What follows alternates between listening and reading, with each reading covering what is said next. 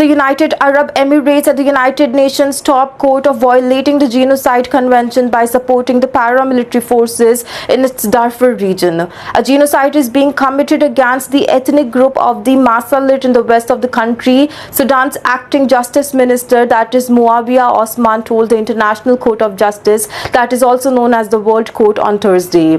He alleged that a genocide was being carried out by the paramilitary rapid support forces with the support and the complicity of the United Arab Emirates. Sudan last month filed a case against the UAE at the court for allegedly arming the RSF, an accusation that has been denied by the UAE in repeated consequences. Also, the UAE on Thursday reiterated its rejection of Sudan's accusations, calling them baseless and politically motivated, adding that it supports neither side in the Sudanese civil war and that there is no evidence to support Sudan's claim.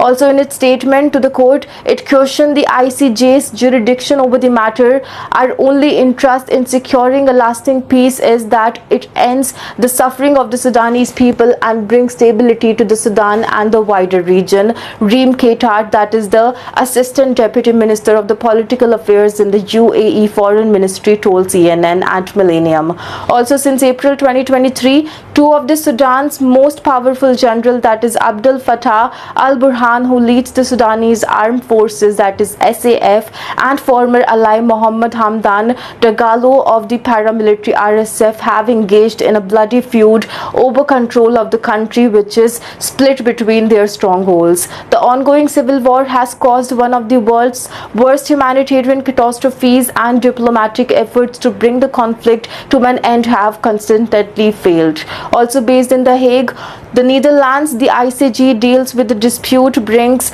between the states the violation of the international treaties. Sudan and the UAE are both signatories of the 1948 Genocide Convention.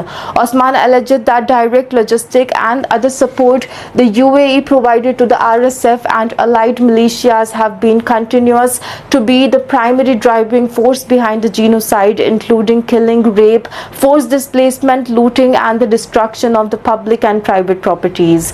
Cases before the ICJ can take years to reach a final decision, and so the states can ask the court to issue emergency measures that prevent the conflict from escalating.